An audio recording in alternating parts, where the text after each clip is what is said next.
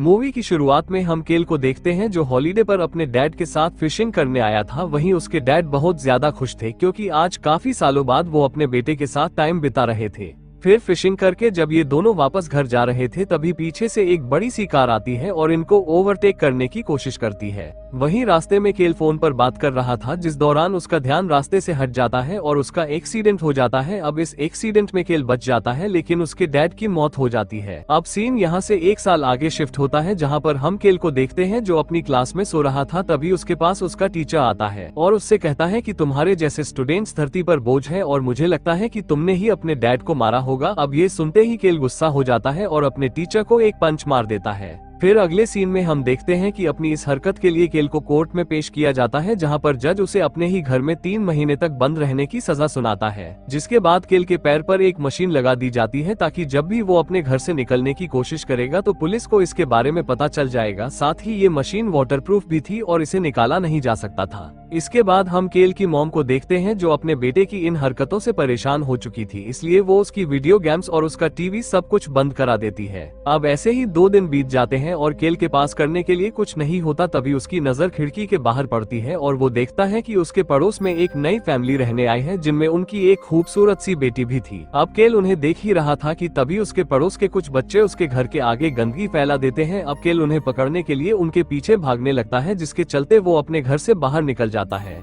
लेकिन तभी पुलिस वालों को इसका पता चल जाता है और वो उसे देखने के लिए उसके घर पहुंच जाते हैं। जिसके बाद वो केल और उसकी मॉम को लास्ट वार्निंग देकर वहां से चले जाते हैं। वहीं केल की नई पड़ोसन भी उसे इस हालत में देख लेती है जिससे पहले ही दिन उसकी पड़ोसन के सामने उसकी बेइज्जती हो जाती है। इसके बाद केल अपने घर से 100 फीट की दूरी पर एक पॉइंट बना लेता है ताकि उसे पता चल जाए कि इससे ज्यादा आगे जाने पर पुलिस उसके घर आ सकती है या नहीं। इसके बाद वो अपनी पड़ोसन को अपने घर से छुप छुप कर देखने लगता है। अब क्योंकि केल पूरे दिन खाली पड़ा रहता था इसलिए वो अपने पड़ोस में होने वाली सभी चीजें देखता रहता था और साथ ही वो अपने दोस्त रॉनी को भी ये सब दिखाता था। जिसके बाद दोनों उसकी पड़ोसन को स्विमिंग करते हुए देखने लगते हैं। फिर एक दिन फाइनली केल की मुलाकात उसकी पड़ोसन से होती है जहाँ पर वो उसे अपना नाम एशली बताती है। अब ये दोनों यहाँ पर कुछ देर तक बातें करते हैं जिसके बाद एशली वहाँ से चली जाती है। फिर रात को टीवी पर एक न्यूज आती है जिसमें बताया जा रहा था कि पिछले कुछ हफ्तों में शहर से बहुत सारी लड़कियां गायब होती जा रही है और जो उनको किडनैप कर रहा है उसके पास एक नीले रंग की मस्टैंग है जिसके सामने वाले हिस्से पर डेंट पड़ा हुआ है। आगे केल फिर से एशली को देख रहा था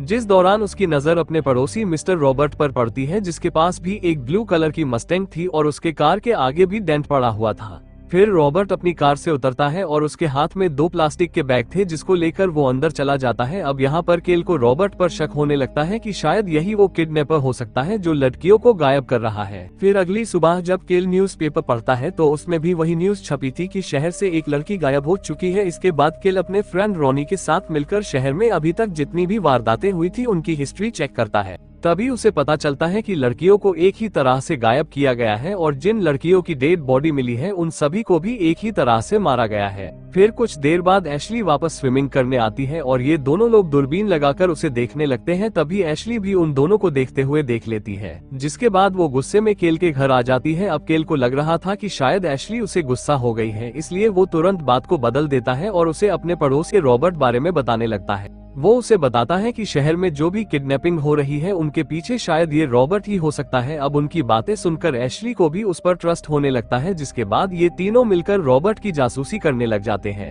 फिर ये लोग उसके घर के सामने कैमरा लगा देते हैं और पूरे दिन उस पर नजर रखने लगते हैं ताकि वो ये पता लगा पाए कि अगर रॉबर्ट ही वो किलर है तो वो लड़कियों की लाशों को अपने घर पर कहाँ रखता है। फिर उसी रात रॉबर्ट एक लड़की को अपने घर पर इंटीमेट होने के लिए लाता है जिस चीज को ये तीनों भी बड़े मजे से देख रहे थे। तभी वहाँ पर एशली को उसके घर से फोन आ जाता है और वो अपने घर पर वापस चली जाती है। जिसके बाद केल अकेला ही रॉबर्ट के घर पर नजर रखने लगता है। तभी वो देखता है कि जो लड़की रॉबर्ट के साथ इंटीमेट हो रही थी वो उससे बचकर भाग रही थी और हेल्प के लिए चिल्ला रही थी। लेकिन तभी वहाँ केल से गलती से कैमरे का फ्लैश जल जाता है और उसकी फोटो क्लिक हो जाती है। अब रॉबर्ट भी उस फ्लैश को देख लेता है जिसके बाद वो लड़की को वहाँ से जाने देता है।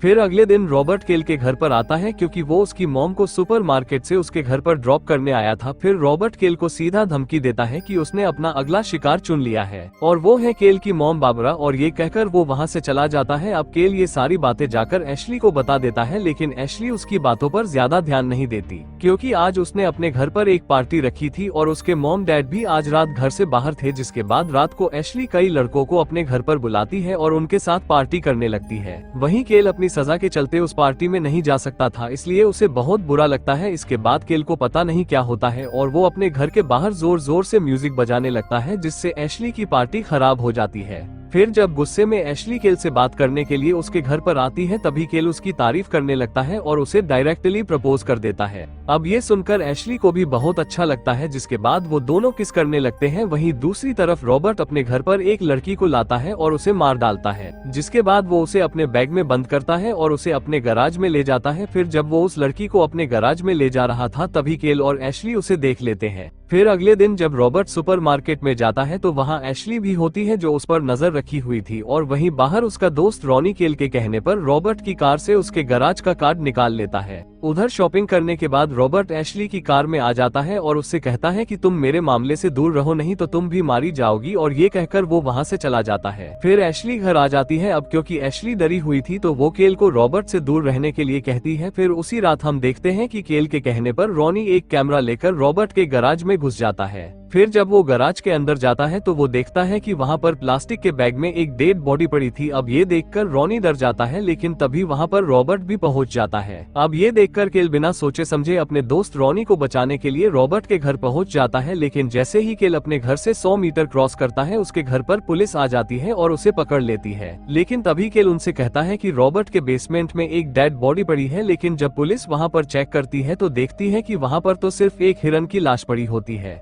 आगे पुलिस केल को उसके घर ले जाती है और उसकी मॉम से कहती है कि अब केल को रॉबर्ट से माफी मांगनी होगी, और अगर उसने ऐसा नहीं किया तो उसे कल फिर से कोर्ट में पेश होना होगा। अब उनके पास कोई ऑप्शन नहीं था तो केल की मॉम को रॉबर्ट के घर पर माफी मांगने जाना पड़ता है। वहीं दूसरी तरफ केल के पास रॉनी आता है, जो कि रॉबर्ट के घर से भागने में कामयाब हो गया था, क्योंकि जब केल की वजह से पुलिस वहां पर आई थी तो रॉबर्ट का ध्यान रॉनी से हट गया और वो अपना गैराज छोड़कर अपने घर के बाहर आ गया। तभी रॉनी इस मौके का फायदा उठाकर वहां से भाग गया। अब यहाँ पर केल अपनी मॉम को देखने की कोशिश कर रहा था, क्योंकि वो रॉबर्ट के घर पर उससे माफी मांगने गई थी। उसी दौरान रॉनी केल को रॉबर्ट के बेसमेंट की एक वीडियो क्लिप दिखाता है, जिसमें एक लड़की की डेड बॉडी की फुटेज रिकॉर्ड हो गई थी। अब ये देखकर केल को पूरी तरह से यकीन हो जाता है कि रॉबर्ट ही वो किलर है। वहीं दूसरी तरफ हम केल की मॉम और रॉबर्ट को देखते हैं, जो कि आपस में बातें कर रहे थे, लेकिन तभी अचानक रॉबर्ट उसकी मॉम को मारकर बेहोश कर देता है। फिर वो वहाँ से केल के घर पर आता है और रॉनी के सर पर एक बेसबॉल बैट मारकर उसे भी बेहोश कर देता है, जिसके बाद वो सीधा जाकर केल पर हमला कर देता है। अब यहाँ पर केल उससे खुद को किसी तरह बचाते हुए 100 मीटर क्रॉस करने की कोशिश करता है ताकि पुलिस वहाँ पर आ जाए, लेकिन तभी रॉबर्ट उसे भी मारकर बेहोश कर देता है, जिसके बाद वो उसे अपने घर पर ले जाकर बांध देता है। आगे वो उसे अपना मास्टर प्लान बताता है और वो उससे कहता है कि तुम्हें पुलिस को बताना होगा कि तुमने ही अपने दोस्त को मारकर बेहोश किया,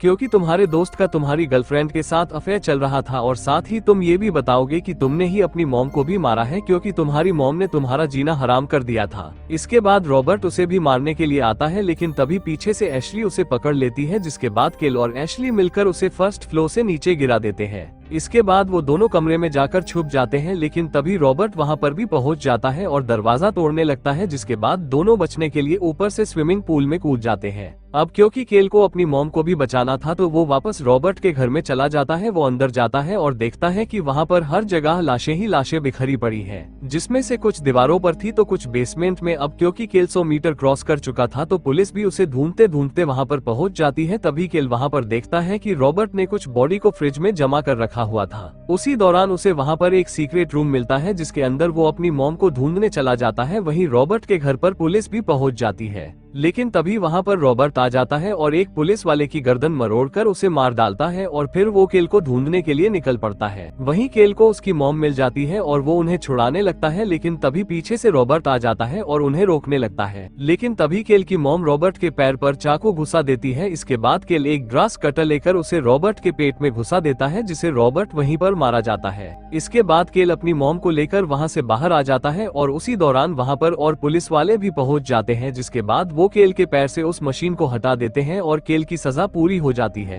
क्योंकि उसी की वजह वो सीरियल किलर मारा गया। फिर सुबह होते ही एशली केल के घर पर आती है और वो दोनों एक दूसरे को किस करने लगते हैं, और वहीं रॉनी भी था जो इन दोनों का वीडियो बना रहा था। और इसी के साथ ये मूवी यहीं पर खत्म हो जाती है।